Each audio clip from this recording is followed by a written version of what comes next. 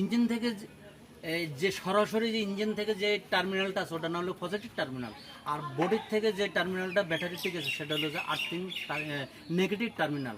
তারপরে দুটি পোস্ট আছে, একটা হলো নেগেটিভ পোস্ট আর একটা হলো পজিটিভ পোস্ট। পজিটিভ পোস্ট হলো আর নেগেটিভ পোস্ট মানে যে সীসা জাতীয় যে পোস্টটা আছে নেগেটিভ লাগানো ওটার নাম হলো নেগেটিভ পোস্ট। আর সীসা জাতীয় একই ইঞ্জিন থেকে যে পজিটিভটা আসছে জয়েন্ট হয়েছে সেটার নাম হলো positive lead post, positive post. বুঝছো নি কথাটা? তারপর আছে ওয়াইফার। ওয়াইফারের আগে দিয়ে ব্যাটারির ভিতরে আমরা যে পানিগুলো আছে এগুলো আমরা ডিস্ট্রিবিউটর করি। ব্যাটারি পানি যখন গাড়ি চলতে চলতে গরমে পানি কমে যায় তখন আমরা ডিস্ট্রিবিউটর দিয়ে ব্যান্ড প্লাগ খুলে ভিতরে প্রবেশ করে নির্ধারিত লোয়ার লেভেল আর আপার লেভেল আছে, ওই আপার লেভেল পর্যন্ত আমরা পানি ঢেলে পূর্ণ করা হয়। বুঝছো? তারপর আছে ব্যাটারি কাজ শেষ। এখন হলো এই ব্যাটারি আরেকটা আছে কেরিয়ার, যেখানে ব্যাটারি বসাইছি শেষ ঠান্ডার নাম হলো কেরিয়ার। আর উপরে যে টানা আছে এটার নাম হলো যে ব্যাটারি গাইড, মানে যেন গাড়ি চলন্ত অবস্থা কোনো ঝাঁকুনিতে যেন ব্যাটারি কাইতে ছিতে না পড়ে এই জন্য এটা উপরে যে টানাটা দেওয়া সেটার নাম হলো ব্যাটারি গাইড। ঠিক আছে? আর এটা হলো যে ওয়াইফার মোটর। এই মোটরের সামনে আমরা যখন রাস্তা দিয়ে গাড়ি চালাই হঠাৎ বৃষ্টি আসতে পারে, বৃষ্টি আসলে গ্লাস গোল হয়ে যাবে, তখন আমরা গ্লাস পরিষ্কারের জন্য এই ওয়াইফার মোটরের মাধ্যমে ড্রাইভিং সিটে সুইচ আছে ড্রাইভারে ড্যাশবোর্ডের সামনে, ওখানে সুইচের মাধ্যমে ওয়াইফার মোটর অন করা হয়। অন করলে গ্লাসের উপরে যে এই ওয়াইফার ব্লেড আছে এই আরামসে মোটরের মাধ্যমে আরো আপ ডাউন করবে, এইভাবে আপ ডাউন করবে আর ব্লেডের মাধ্যমে গ্লাসে পানি কেটে যাবে, ময়লা কেটে যাবে। কিন্তু যদি কোনো কারণে আমার গ্লাস পরিষ্কার করতে হয়, বৃষ্টি নাই, তাহলে আমার স্প্রে করে মোটর স্প্রে করে পানি গ্লাসের মধ্যে ছিটে দিতে হবে, তাহলে গ্লাসের কোনো দাগ পড়বে না। ওয়াইফার ব্লেড চালাবো তখন পানি না দিলে গ্লাসের শুকনো জায়গার মধ্যে যখন ঘষানো তখন দাগ পড়বে, আর যদি পানি ছিটে দেয় তখন আর দাগ পড়বে না। তাহলে যে আমরা ওয়াইফার মোটরের কাজটা বুঝতে পারলাম, ব্যাটারি কাজটা বুঝতে পারলাম, ইঞ্জিনের নেম অফ পার্টসের নাম বুঝতে পারলাম, রেডিয়েটরের কী কাজ আছে আমরা বুঝতে পারলাম। তারপর আমি বলবো যে ইঞ্জিন মাউন্টিং প্যাড, ইঞ্জিন যে স্থানে সেসের উপর বসা আছে যে রাবার প্যাড, এই জায়গাটা এটার নাম হলো যে ইঞ্জিন মাউন্টিং প্যাড। এখানে আছে একটা, সামনে আছে একটা, এই সাইডে আছে একটা, ডাইনে বামে দুই সাইডে তিনটা প্যাড আছে।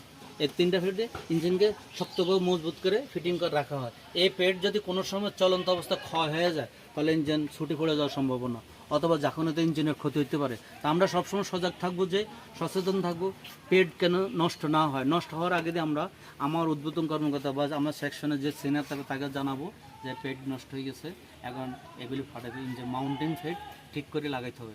বুঝতে পারছো? তাহলে আমরা আর এখানে আছে এবার আসি আমরা ব্রেকের কাজে। এটা হয় এই যে কালো বাটির মতো দেখা যাচ্ছে, কালো বাটির মতো দেখা যাচ্ছে, এটা হলো ব্রেক বেগম বুস্টার। ঠিক আছে? আর এর নিচে যে সাদা দেখা যাচ্ছে লম্বা, এটার নাম হলো যে master cylinder, break master cylinder. ঠিক আছে? আর এখানে যে প্লাস্টিক কন্টেনার দেখা যাচ্ছে এটার নাম হলো break oil container, break fluid container. উপরে যে কালো অংশটা এটা হলো ব্রেক ফ্লুইড কন্টেনার ক্যাপ। ভিতরে তৈল আছে ওটার নাম হলো ব্রেক ফ্লুইড। এই কন্টেনার ভিতরে যে তৈল আছে এটা এখান থেকে দেখা যাচ্ছে না, বোঝা যাচ্ছে, অথবা আমরা ক্যাপ খুলে বুঝবো ভিতরে যে পানি জাতীয় যে তেলটা দেখা যায় ওটার নাম হলো ব্রেক ফ্লুইড। ঠিক আছে? এটা হলো ব্রেকের কার্যকারী। তারপর আছে ক্লাসের হলো যায় ক্লাস মাস্টার সিলিন্ডার, তারপরে ক্লাস এই ব্রেকের মতো class fluid container, class fluid container cap. ঠিক আছে?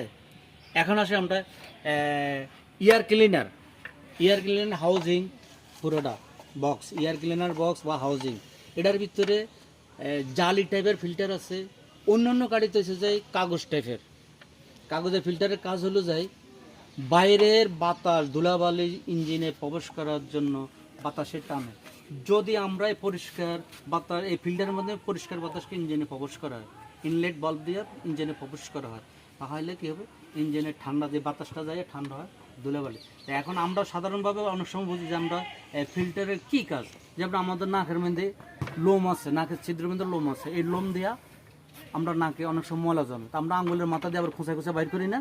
তো এই ফিল্টারের সেই কাজ হলো ময়লা যেন ভিতরে ইঞ্জিনের না যায়। ফিল্টারে কাগজের ফিল্টার হোক আর জালের ফিল্টার হোক, তারা ময়লাকে এখানে আবদ্ধ করে রাখে দেয়। পরে আমরা সময়মতো এটা পরিষ্কার করে আবার নতুন করে লাগাই। বাতাসে পরিষ্কার করা হয়, আবার রৌদ্র দিয়ে পরিষ্কার করা যায়। ঠিক আছে? এই হলো ফিল্টারের কাজগুলো আমাদের এখানে। আর এই উপরে ফিল্টার থেকে উপরে যে একটু কাছে যে আফার হুইস পাইপ, ফিল্টার বাতাসের বাইরের বাতাসকে, ঠান্ডা বাতাসকে এখান দিয়ে প্রবেশ করা হয়, এটার নাম হলো আপার হুইস পাইপ। ঠিক আছে, ইঞ্জিনের নজলগুলি সম্বন্ধে আলোচনা করছে। এটা আর ইঞ্জিনের সাথে জড়িত আছে ডিজেল ফিল্টার দুটি আছে, একটা হলো যায় প্রাইমারি সেল আর একটা হলো সেকেন্ডারি সেল। যেটা টাঙ্কির থেকে আছে সেটা হলো প্রাইমারি, আর যেটা আছে ইঞ্জিনে প্রবেশ করছে ওটা হলো সেকেন্ডারি। প্রাইমারি থেকে এলো যায় প্রথম পর্ব যে ডিজেলটা এসে আবার ঢুকে, ওটা পরিষ্কার করে এখানে ঢুকে, এখান থেকে আবার ফিল্টারের মধ্যে পরিষ্কার করে ইঞ্জিনে সেকেন্ডারি দিয়ে পরিষ্কার করে ইঞ্জিনে প্রবেশ করা। এই হলো ফিল্টারের কাজ, ডিজেল ফিল্টারের কাজ। আজকে আমাদের এই ক্লাসের যে নেম অফ পার্ট সম্বন্ধে আমরা আলোচনা করছি, এই আলোচনা তোমাদের কাছে কেমন লেগেছে? যদি ভালো লাগে তোমরা আমার এই ভিডিওটিকে অবসর টাইমে রেস্টের সময় তোমরা ভিডিও কাগজের মধ্যে নেম অফ পার্টস লিখে দিয়েছি সিরিয়াল বাই পার্ট ফাইল অনুযায়ী, আর ভিডিওতে দেখবে নাম লেখা অনুযায়ী, এবং ভিডিওতে তোমরা সঠিকভাবে নির্ধারণ করতে পারবে কোন পার্ট ফাইলের ভিতরে কোন ধরনের আইটেম। ভিডিওতে যেভাবে চিত্রকে আমি দেখিয়ে দিয়েছি এগুলি তোমরা বুঝে নিতে পারবে, পড়তে পারো, অতি সহজে তুমি মুখস্থ করতে পারো এবং তোমার মনে রাখতে পারবে। আজকের জন্য আমাদের ভিডিও এখানে সমাপ্ত করা হলো। অন্যদিন আমরা এই গ্যাস এবং অকটেন চালিত গাড়ি নিয়ে আমরা আলোচনা করব। আজকে এখানে সমাপ্ত করা হলো। খোদা হাফেজ, ভালো থাকো। তোমরা এই ভিডিওটি মনের থেকে দেখবা এবং পড়বা, তাহলে তোমরা সহজে বুঝতে পারবা এবং শিখতে পারবা। ধন্যবাদ, সবাই ভালো থাকো।